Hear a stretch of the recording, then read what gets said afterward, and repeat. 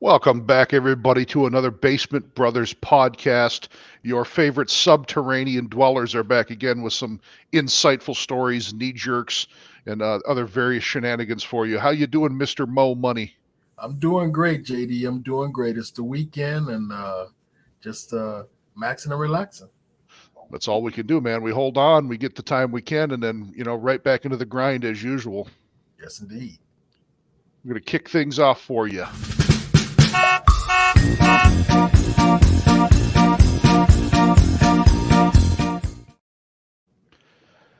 Strange occurrences, things happening all over the place, the prevalence of people having cell phone cameras and videotape recording devices at their ready seems to be pushing the fact that there's a lot of recent UFO phenomenon sightings globally.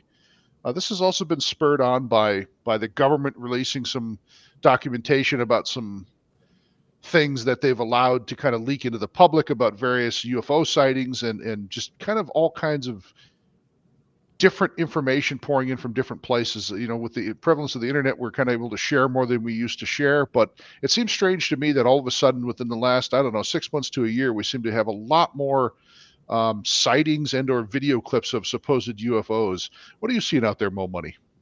Yeah, I've been an individual who's been curious about the UFO.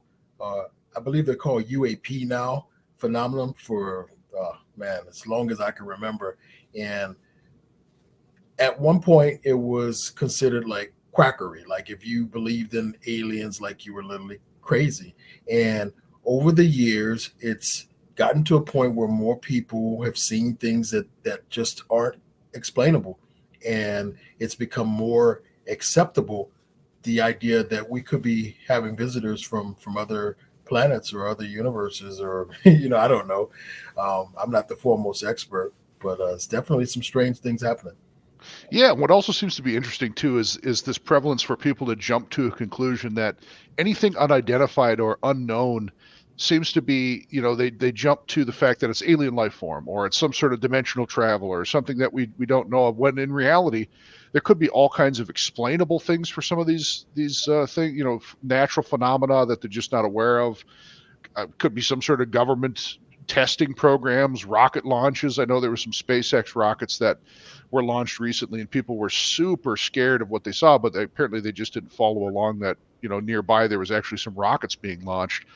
So it seems to be this fervor and fever that's kind of going around with, everybody jumping to this alien explanation. But truth be told, there could be all kinds of, real explanations, natural explanations to what we're seeing.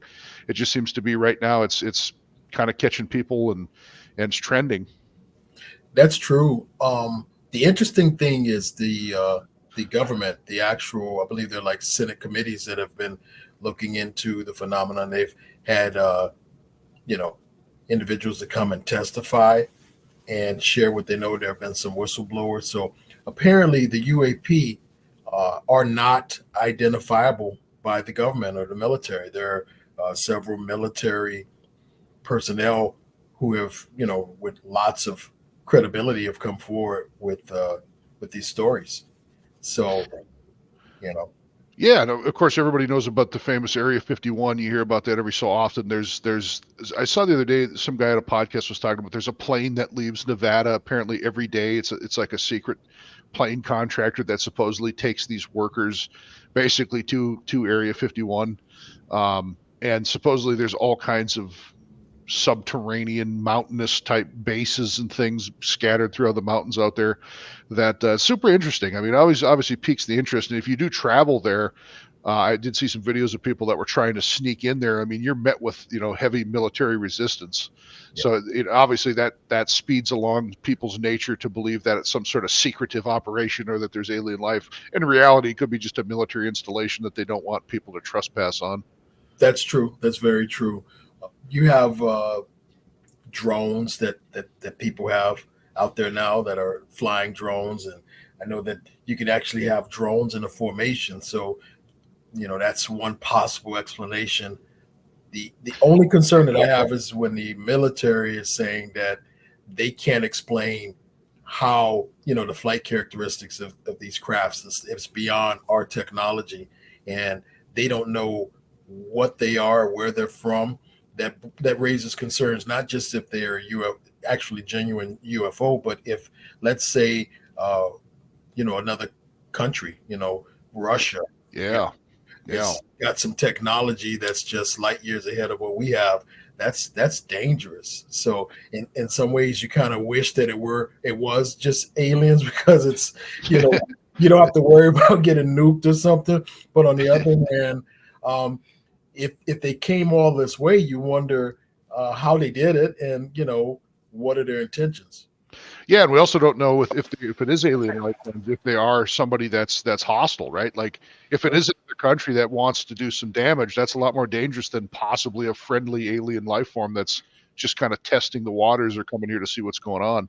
But it makes you really think about it and leery of what's out there, what we don't know, and and the things that we do know, I guess, become a little bit more important because we have some solid foundation behind them. One thing I do know is that there's a boxing match coming up. There you go. This one, I don't know. I want to say that I want to say that I expected this, but I almost really didn't expect it. Yeah. It's hard to say, but either way, man, it's going to be one hell of a ride. Yes, you're talking about the big Mike Tyson versus Jake Paul fight, right? Yes, indeed. I believe you got some footage for us right here. Check out. Yeah, let's see how Iron Mike looks these days. Yeah.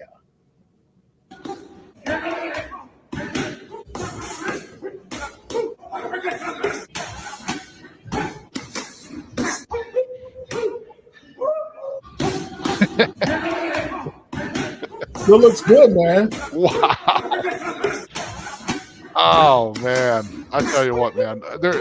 To me, there's nothing. Now we were just talking about UFOs and how scary that could be. There's nothing to me that would be more scary than stepping in the ring with that guy. I don't care if he's 80. I don't care if he's 87, 75. I do not want to be anywhere near that ring with him.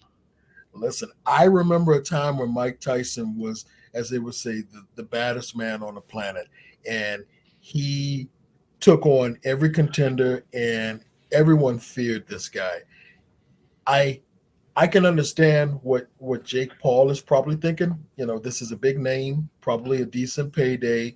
It's a chance for him to say, he fought Mike Tyson, but Mike Tyson, even at 57 years old, you see that video, he's still got a lot of starch in those punches, and he can still move. He can knock your block off.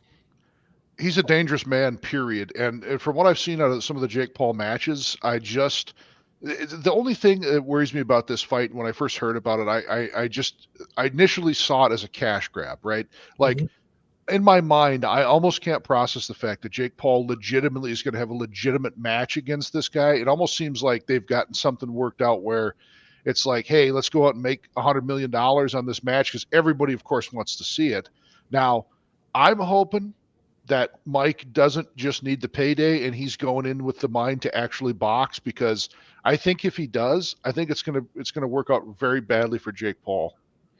Yeah, that's my concern too, because some of the fights that I guess the most recent one he had was in like 2020. I bet it was. I want to say it was Roy Jones. Was that the Roy Jones exhibition? Yeah, I did see some clips from that. Yeah, and they threw a couple of punches here and there, but it didn't seem as though they were trying to really hurt each other. Whereas I believe Jake Paul is going to come in probably with bad intentions, but Mike Tyson will probably do the very same thing. So I'm hoping that it's not a situation where Mike needs the money. I don't think that's the case, because I saw a trailer for a film literally like a day or two ago, and Mike Tyson was in the trailer. So I gotta imagine between appearances, films, and his podcast that he's probably doing pretty well. But someone's coming up. There is a strategic purpose for this fight. I just don't know who benefits more, Jake Paul or Mike Tyson. Yeah, no doubt. It's going to be a big payday for sure. Let's follow up a little bit of this clip and see what 57-year-old Mike Tyson will fight Jake Paul July 20th. We got some new training footage coming from Mike Tyson. Let's get straight into it. Yeah. This clip was just from a couple weeks ago. Jeez, it's devastating still. Yeah, he's still got that solid core, man. He can still move. That pivoting that he does. The last time we saw Mike Tyson in the ring was back in 2020 versus Roy Jones Jr. Of course, that fight ended in a draw. Just seems like last year. Yeah, this is recent footage, so this could be. Yeah, that Roy Jones fight just seemed like it happened a year ago. I can't believe it's already 4 years ago. Crazy. Yeah, I believe it was 2020. A lot of people think Mike Tyson is too old. He still has his speed, obviously. He still has power as well. Right hooks are just. Look at the movement. And I still think this is a dangerous fight for Jake Paul. I think this is the only fight that I know of that. I think this is the only fight that I know of that Jake Paul is going to have a real challenge so far of. Everybody he's fought so far has just seemed like it's a cash grab. They washed out of their, sport they were in there. They got a little bit too old, and there's nothing, I'm not taking anything away from any of them, but that's what happens when you start to lose it, so to speak, in another arena, and you decide to move on to these exhibition matches for cash. That's a little bit different than Mike, who literally, some could argue, in the top probably 5 greatest boxers of all time. Definitely. No, Mike Tyson's power, his muscle memory, his heart as a champion should not be discounted in this fight. If this is truly a fight and it's not just an exhibition, if I were Jake Paul, I would look to wrap him up and put my weight on him to try to, slow him down, to tire him out, and try to smother his punches. Because if you stay on the end of a Mike Tyson punch, you're going to be in for a long night. Yeah, and watching this training, Mike is clearly he's really working the inside. He's getting in. He's really getting tight in there. I would say if Jake Paul's smart, he's gonna use a little. He might have a little bit more of a reach advantage on Mike and a height advantage. He should probably stay outside a little bit, because it looks like once Mike gets inside, man, you don't want to be trading those kind of inside shots with him. Yeah, he's going to get in. But once he does get in, the idea is probably to smother his punches, because Jake Paul is going to have the height and reach advantage, so he can kind of smother Mike Tyson and tire him. A little more hugging too, keep him tied up a little bit, because, you let him explode inside on some of those body shots. I mean, this guy's getting hit. This guy's obviously a trainer that he's working with, and he's getting hit through a heavy vest, and he's still getting hurt. Yeah, he's wincing. he's wincing. So those punches hurt. Speaking of hurt, I believe we have another segment coming up, and I'm a huge Steven Seagal fan, but I gotta honestly say it is literally painful sometimes to watch some of his films. So that we do. Next segment.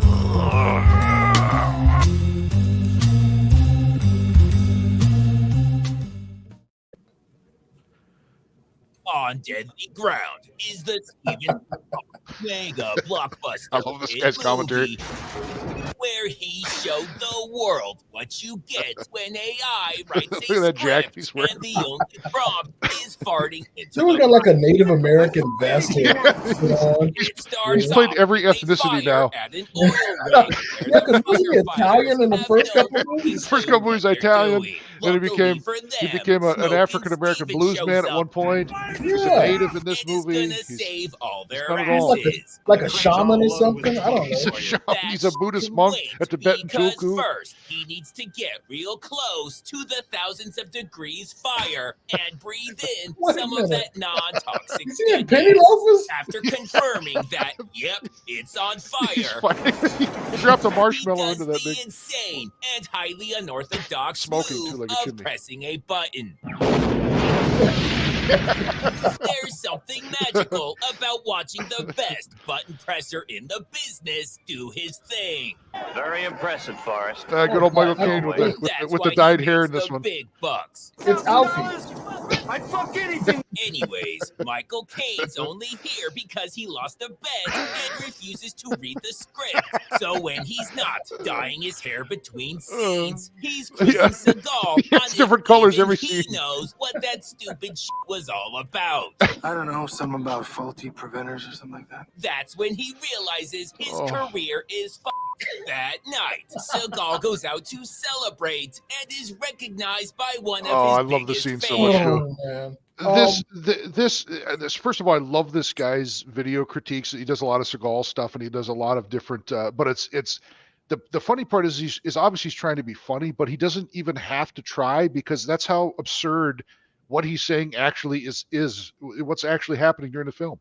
Yeah, I mean, if you've watched any of the more recent Seagal films, which I don't even believe go straight to video, I think they go to like Tubi or something. I don't know what to do. Like, it's hilarious. He doesn't have the movement anymore. He doesn't have the motion. When he initially came out, Steven Seagal was really a real badass. He has a martial arts background. There was at least some decent writing in the films, but it kind of just took a nosedive at some point. It just seemed like, I don't know if he was writing the scripts or yeah, what.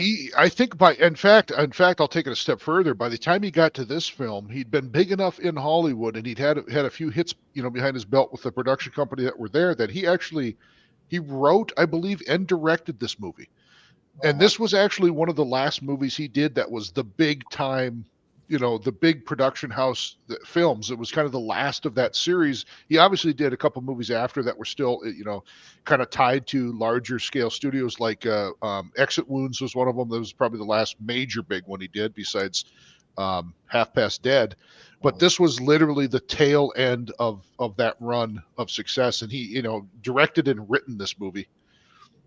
I think he was going downhill in Glimmerman. Like, isn't that the one with like Keenan Ivory Wayans? I think that was like, yes. That was the one that was like, okay, he's lost his thunder a little bit. But like I said, I'm a huge Steven Seagal fan, but like he's definitely he's seen his heyday come and go, I'd say.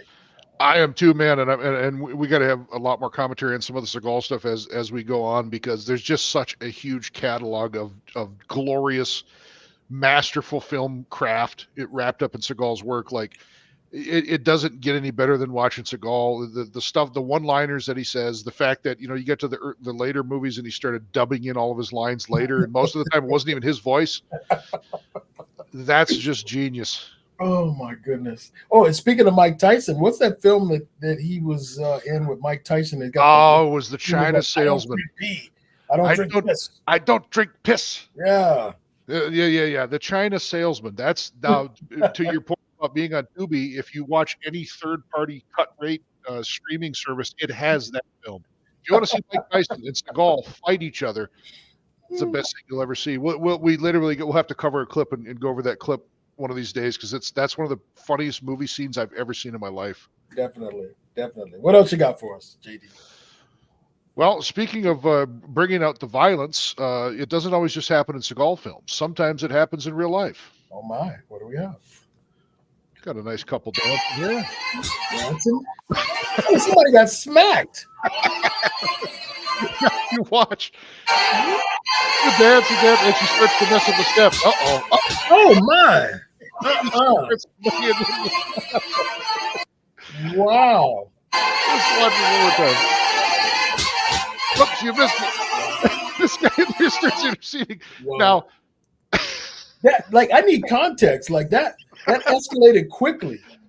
Wow. So, from what I can tell, these guys are out at some sort of wedding or party of some kind or whatever. These two are dancing. I don't exactly know what the situation was here, but apparently they're dancing along for a little while. Everything was going well, and she started to do a few missteps, and the guy just started open-handed or left and right. Like, can you imagine what it's like with these two at home?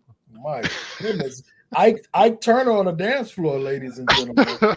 Now, I must say this because we don't want to get into any trouble. The Basement Brothers in no way, shape, form, or fashion condone any violence against women unless it's in the WWE and they're fighting each other and we're That's watching right. pay-per-view. Okay. Unless you're slamming the fabulous Moolah through 3 flaming tables, we do not glorify violence. What's funny about this clip is it's the understated kind of reactionary, not substance, but it's the interrelational workings of some people from like older generations. Like these guys look like they got to be pushing 60, maybe 70. There was kind of an understated violence at times to a lot of those older relationships, and it just goes to show you, like, this guy had no problem just pulling those slaps out in the middle of, there's hundreds of, how many people here at this event? Yeah. He had a hair trigger, so that this is something that's the norm for them. And like you said, culturally, there was a time when in film and television, you could see a guy smack his lady, just smack her around, and those days have come and gone, thank God. But like, this is kind of a throwback or slapback, one or the other. Yeah, when I saw it, I just was like, wow. I mean, it really goes to show you it's like you said, it's stuff that was more prevalent or things you'd see in the past that people wouldn't really pay attention to. And I'm obviously not putting this guy in the right at all, but just imagine if he's at home and she forgot to put gravy on the pot roast. Yeah. Yeah. Smackdown. Yeah. A legitimate smackdown. Oh my God. It happened so quickly too. It did. It was just these crazy quick succession slaps in between a couple of twirls that she missed. So I don't know what would happen there, but it was just a funny clip I found, and it definitely serves for fodder. What was interesting though, the guy next to him eventually reacts and he kind of grabs his arm. So I don't know if at some point he exchanged words with them or something, or if he had some critiques about the guy's form with the slap, but he grabs his arm and says something to him. I don't know. Yeah, man, he's just like, wow, this ain't cool. This definitely ain't gonna cut it. Yeah. So no, it's just one of those bizarre videos I saw, and I don't know if it was staged or not, but it was just kind of a funny reminder of how people are in some cases. Yeah. There you go. Well, let's head on to the free for all.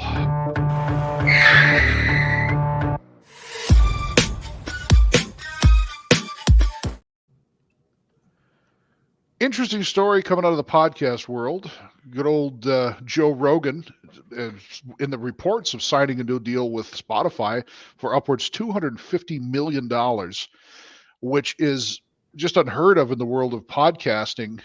It's kind of crazy because if you look at the role traditional media has played in television, there was always big names. You had your big morning shows, you had your big night and news programs like Nightline. There was always people there getting good amounts of money in the traditional media sense, but this thing has kind of blown the doors open in terms of financial gain in the internet podcasting world. I don't know of anybody else getting paid close to this. Yeah, that's an amazing sum of money for one individual to get. Now, I would say this. While that's an insane amount of money, it's promising, particularly to, folks like us, Basement Brother Podcast. We're trying to basically delve into the same pot of money, on a much smaller scale, I'm sure. But it's promising to know that there are platforms and avenues that a person with talent and vision and the desire to work can go out there and earn their keep, can earn that type of payday and not be involved necessarily with like the traditional like NBCs and NBC Comcast, I think is one of the big boys in media. Yeah, totally. Like Spotify. No, go ahead. You good. I was going to say, yeah, like Time Warner and some of the traditional large kind of conglomerates that banded together. I remember the whole WCW takeover, right? With Time Warner actually ended up kind of taking that over and ended up running that part kind of into the ground. Oh, yeah. That was old Ted Turner, right? That's right. Ted sold out to AOL Time Warner, and then that's when Eric Bischoff tried to kind of buy WCW back from them. Yeah. Because they weren't sure what they were going to do with it. But it goes to show you the control that the large conglomerates had over these types of programming and the types of shows that are happening, where Joe Rogan what's interesting about his trajectory in this world is that guy's been in entertainment for years. I mean, obviously starting he was an actor on some shows. He had Fear Factor way back in the day, which was a really good bizarre game show. And then he got into the UFC, doing some telecasts and stuff for those guys as an announcer, as a kind of an interviewer in the beginning, and then became like the main play-by-play guy for UFC. Yeah. And then his podcast trajectory was really interesting because he started simple, just kind of in a back room of his house, with some guests, and he was a stand-up comedian as well. So he had a lot of his original guests were in the comedy field, but it was more long form, just get these bizarre kind of characters and different walks of life guests on, and just sit and talk for 4 hours. Yeah, I think at the end of the day, people are looking to make connections. They may never meet Joe Rogan in person, but the ability to tune into a podcast to kind of gain his perspective or the perspective of his guests is valuable to people. And clearly, with a $250 million payday, that speaks a lot. Yeah, it's really something. It's like there's nothing else like it that I've ever heard of. I mean, it's pretty much groundbreaking. It's kind of like, it really rivals it actually makes the traditional, media platforms seem insanely small right now, right? Like, this is more money than you've heard in a long time being thrown at any kind of show of any kind. Yeah. I saw recently, I don't know if you're familiar with Shannon Sharp. He's got his own podcast. Yeah, the big Cat Williams one, which Joe just had one too. Interestingly enough, but and obviously Shannon's had that show for a while. But the big guest was Cat Williams, right? Like, that thing just blew up. Yeah, well, he released numbers, and he basically went down. I don't know if it was 15 or 18 years his career was. In any event, he basically said that he made more from that Cat Williams video going viral than he made in any one season. And I think like the highest paid season for him was somewhere between 5 and 8 million or whatever. I want to say it was 5 million. I don't want to miss the ball. It was a lot. So that tells you he had to go out and get, banged up to get that money. And he just sat down and had a conversation and let a guy share his perspective and made even more money. Just like the Joe Rogan episode recently with Cat Williams, that Cat Williams is one of those just kind of bizarre characters that has always been around the media and entertainment business, kind of in and out of controversy over the course of his career. But the guy, from all intents and purposes, when you hear people talk about him, is like super solid, right? Like he adopted like 6 or 7 kids, like raised them on his own pretty much. He's always given people money and helped them out in the entertainment business, which is kind of unheard of. They're all kind of out for themselves. So just interesting that what's going to happen for Cat Williams now too. These 2 podcasts, Shannon Sharp and Joe Rogan. Rogan just did. I think he was on last week or something, and I watched it within the first day or two, and it already had 8 or 9 million streams. First day, so it's probably up to 20 or 30 million. And I think the Shannon Sharp one too was up to 30 or 40 million streams within a couple days. Goodness, wow. Well, but yeah, it's really starting to kind of dig into the traditional media business, and we're kind of getting to the point where the streaming platforms, Spotify, Hulu, Netflix, are starting to become, a little bit more conducive to what people watch. Yep. Well, sticking with the streaming platforms, the darker side of the platforms is, I was a cable cutter. I was an individual who, like many, wanted to get away from the high cost of cable and satellite, and just wanted to escape it because it felt like we were getting ripped off. I felt like I was getting ripped off. And the costs were going higher and higher. Oh yeah, it was insane. It was insane. And they kind of stick you. They create these packages of stations, and they purposefully and strategically would lop off certain stations that they knew were popular. So you were almost guaranteed to have to get into a different tier of stations to get all of the stations that you wanted. And it was by design. So, your cable bill could easily be a couple $100, depending on if you're watching pay-per-view and just standard station. So the idea of a la carte sort of option where you can get a streaming platform, whether it be Disney or Netflix and Hulu and all these other platforms, and you can basically watch television on your own terms. You can binge watch. You can watch an entire season without commercials. Like, it was such an attractive thing, but that dream has become a nightmare now, because now platforms, I feel in certain ways are destined to fail because of what they're doing now, and I'm sure you've got your perspective. Yeah, it's interesting, and I agree. I think at one point it was such a great idea that we went for the ability to just get a platform and watch all of these different types of programs, right? And now, just like what you were talking about, like you have to purchase each one of these platforms. So it went from kind of like what we were talking about with cable, where cable would have a bundled channel, and you could add these, premium channels, and you could add, and everything had these associated costs, which made sense because the individual companies obviously want to sell their content. But yeah, in the beginning, which streaming platforms were a great alternative for cheaper, almost becoming in some cases more money than cable. Like you could spend, anywhere from $10 to $15 a piece on each one of these individual, like Paramount Plus, Showtime or HBO Max or Disney Channel, or, it adds up pretty quick.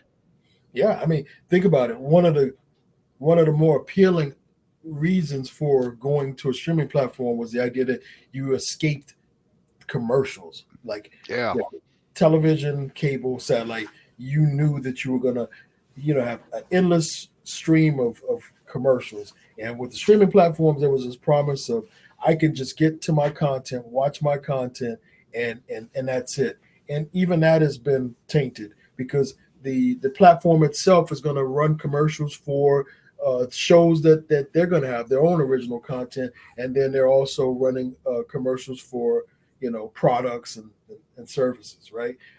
And beyond that, it's the extra cost for added features. If you have a really high-end sound system or theater system or whatever you watch your movies on, well, guess what? If you want to watch 4K Dolby Atmos, guess what? You're going to have to pay for that with many of these platforms. Yeah, and I would also say I can't imagine what this is doing to the actual ISP and the cable provider in terms of the network and internet platforms, because as these people adopted quickly, it actually started to basically cause bandwidth issues in areas, right? So then now those costs have gone up, right? So your cable company is now charging you $300 a month for internet because everybody's watching 4K Dolby Atmos, television programs on these platforms, and it's just eating up all the bandwidth that's available. Yeah, I get it. It costs money to provide this service, and maybe these platforms, streaming platforms, basically have to charge as much as they're charging to justify staying in business. But what that's probably going to lead to is platforms basically merging together to provide a single one-stop solution for like two or more different streaming platforms. It'll be challenging for like a Netflix who provides their own original content. Prime, Disney has content, but like there's something's got to give because literally people can't afford it. I was watching a video and they were just talking about how the way we watch television has changed so much because people on all these different platforms. Once upon a time, you knew if, say, The Cosby Show or Cheers or something was coming on TV, everybody's basically forced to watch whatever that affiliate station is. But now I might enjoy a show that's on Netflix, and you might be watching a show that's on Amazon Prime. And we never have those linking sort of commonalities in what we're watching and what we're Yeah, it used to be a scheduled thing, right? Yeah, everybody's going to get together and watch a show at a certain time, and now it's like I might sit down over a weekend or something. Like a few months ago, I watched the entire Tulsa King with Sylvester Stallone over about 3 days. Mm-hmm. You can watch an entire series too. Like I've got to the point now where I don't like watching them when they premiere. I'll just wait till it comes out and I'll watch the entire series. And if I got a vacation or a weekend off, so that's also kind of a difference than what we had in the past for sure. Definitely. Well, it's going to be interesting to see what happens. I got my favorite lineup of platforms that I'm going to stick with, but who knows what's going to happen in the future. Yeah, I agree. I like a lot of the free platforms like Tubi and stuff like that do have commercials. There's like Pluto TV's got commercials and stuff, but it's all free, and there's tons of old good content on there. So yeah, I same thing. I subscribe to a few of them, and then a few of them I just are able to get a lot of stuff off the free platforms. So it's a great option to have. Yeah. Well, one bit of content that I'm hoping that everybody will enjoy is the Basement Brothers. Me too. I mean, sign on, subscribe, like, feel free to share.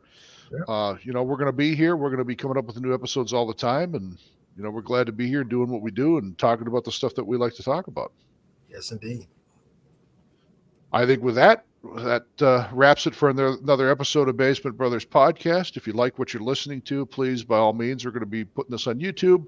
Get out there at youtube.com/@Basement Brothers Podcast. Go ahead and like and subscribe, share, comment. We'd be glad to interact with you. We're going to be rolling out all kinds of features to this program, including guests and other things as we roll out. So we look forward to having you on board. And without further ado, Mr. Mo Money, I think we'll wrap this episode. Yes, indeed. Take care, and we will join you again soon. Will do.